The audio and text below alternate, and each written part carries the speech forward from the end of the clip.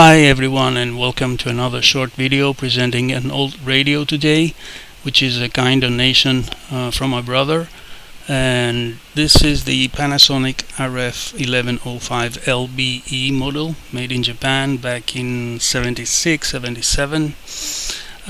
In generally speaking, good condition, except it's dirty and filthy, and I'm not going to power it up only until I can give it a little bit of a clean. The antenna, which is good, is intact, in great condition, and it's the original antenna. Nobody has changed the antenna like what is usually what happens. On the side we have the earphone jack. We have a cracked glass on the panel.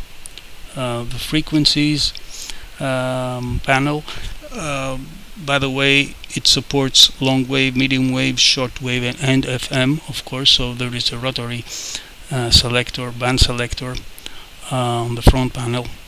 It's dirty and filthy. As I said, I will have to clean it first before I can power it up and check the operation. All the controls, the knobs are here present, and nothing is missing so far, so it's looking good. The handlebar is okay and intact. The machine data, made in Japan. Power source, of course, it's made for 220 AC. We can see 3 screws holding the back cover into place. The battery compartment, well, that's always interesting because you can tell that it's filthy and dirty. There is dust. It's not dust, it's actual soil in there. I mean, must have been out on some work field, work site or something. But the good thing is there are no signs of corrosion, no contacts damaged by any kind of oxidation, which is good. And as I'm trying to take a closer look around it, it looks not great but good, just dirty. Again, it's dangerous to put it into mains, plug it into mains before I can open it and check the AC input circuit and clean it. There is a very nice feature, the LED on the tuning needle, which goes on if the signal is great, and it stays off if the signal is weak. So it's something that is really interesting, and I like this idea. The selector needs some dioxide, of course, some degreaser to clean the contacts.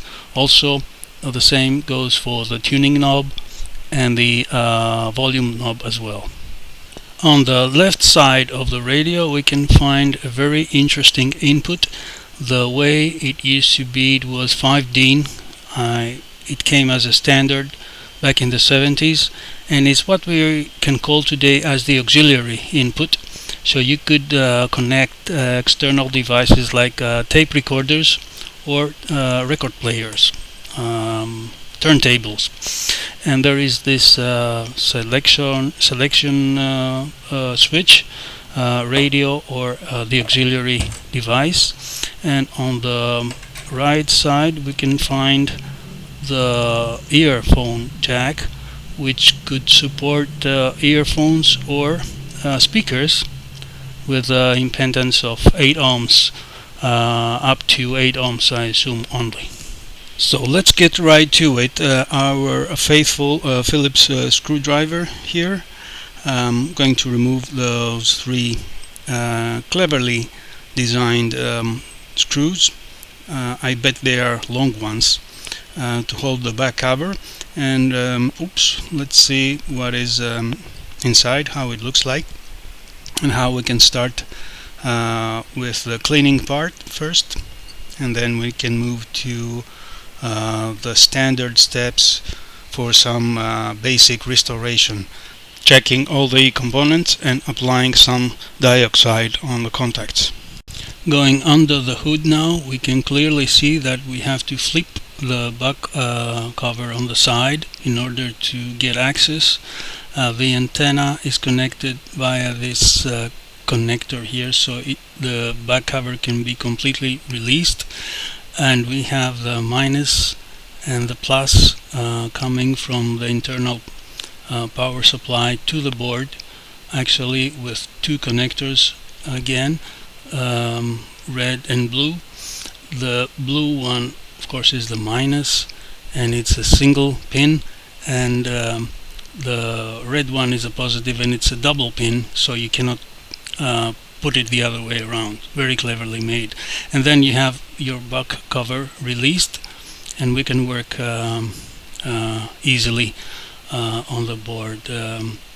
Checking now the transformer, which looks great but dirty again, and this gets the AC input onto this little piece of PCB which rectifies the AC, and we have and regulates, there's a fuse also, the voltage, so we can have DC coming in and in parallel with the battery compartments, and then straight to the board.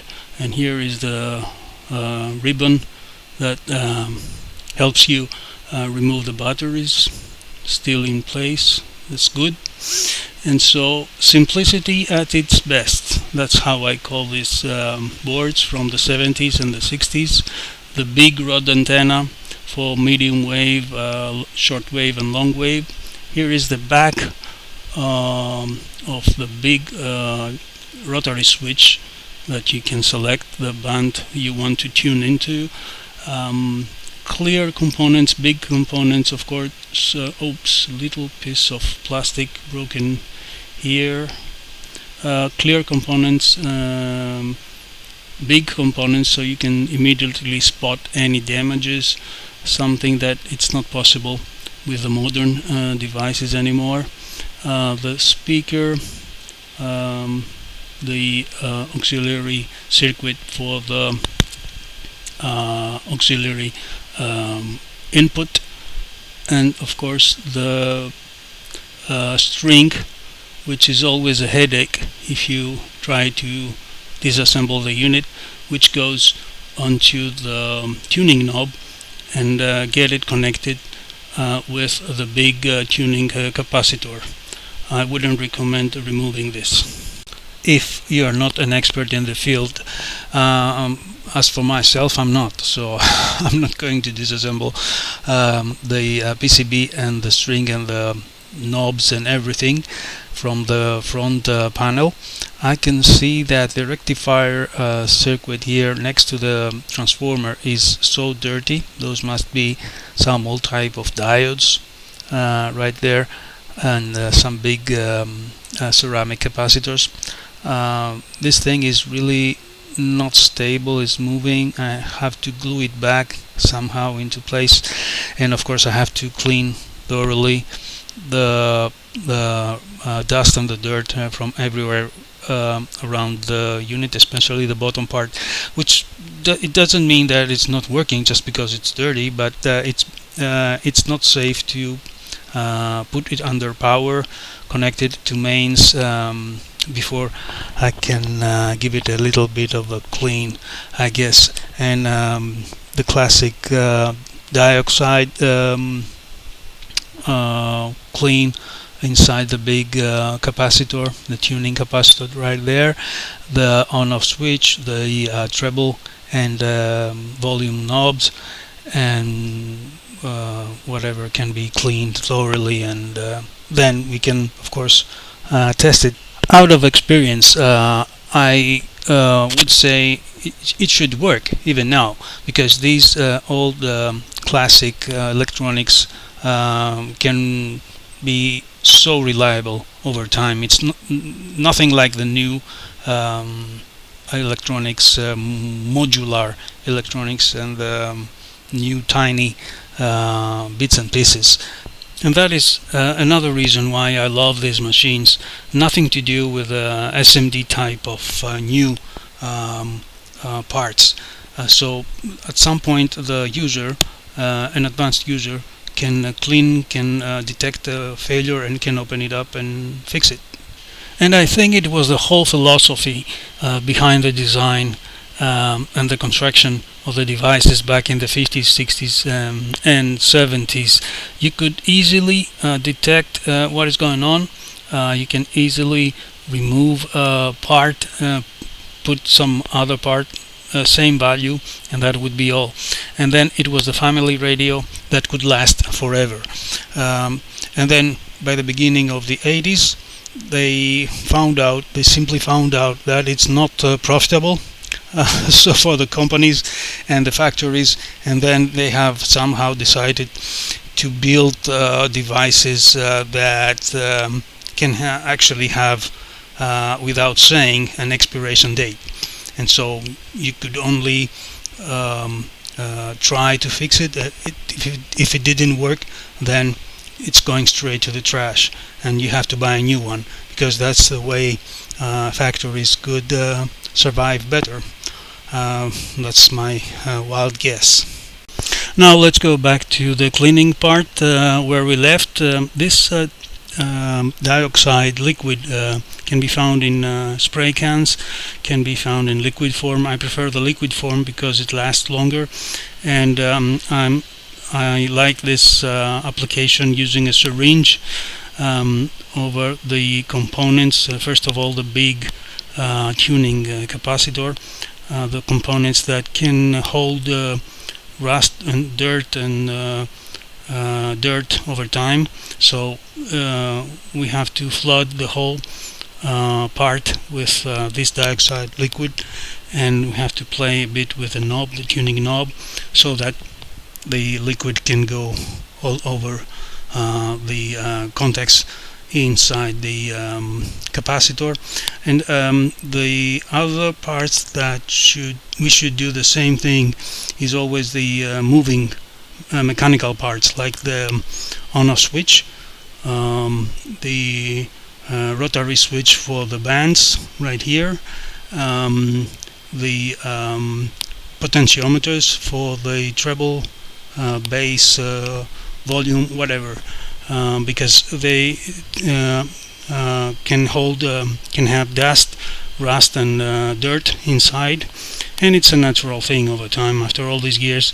And play a bit around with the buttons, the knobs, the potentiometers, so that this fluid can literally flood the contacts inside. And believe me, it works just fine. It works every time. It works like a charm. If you prefer the spray can, it's the same thing for me, but I believe the liquid form, as I said, lasts longer. And you can find this dioxide also out in the markets as the degreaser, which actually this is exactly what it does. And if you ask me, I like to call it degreaser because it does this thing, removing and cleaning the contacts from dust, rust, and grease. And there are several trades out there in the markets. Now, one mishap with this radio is this crack on the glass. I don't know if it's actual glass. I think it's thick plastic after all, but this is really something I didn't like. And the other thing is the LED indicator on the needle right here, which goes on if the signal is great, and it gets dim if the signal is not that great. So that's very smart and very nice way of presenting the signal strength. But I know for sure that it's not going to be working, because I found those two tiny cables on the back which have been cut off the LED. I'm pretty sure that I cannot get it right, so I might take a little flashlight to shine a light in there so you can see there is a LED attached to the needle, and those two cables used to be there. And I think, yes, we can have a better look now. This black thing is a needle which makes an angle, and the lead is attached to it, and we can clearly see the legs from the lead. The cables used to be there, indicating the signal strength, and they are flexible enough so they could follow the needle far left and far right on the panel, indicating the that signal is good or not that good, and the LED goes bright or gets dim. But I'm not feeling, as I said, confident to remove the panel now and attach the cables and solder them back into place, so I think I'm gonna leave it for now. But then again, you know how curiosity works, so I found a LED in my spares. I have soldered the cables right there outside of the box. Doesn't matter, just for the purpose of the experiment, and I'm going to power it on, since it's clean and looks okay now, and we might have a chance to listen to see actually, yeah, that it's working, and we can follow, yeah, the signal strength makes the LED brighter, and if the signal is weak, the LED gets dim. Very impressive. Yeah, I like it. Yeah, sure like it. Alright. It goes along with the signal strength. That's great. At least I know it works. Right? So, but anyhow, I'm not going to disassemble the panel. Either way, maybe in some future video, I don't know.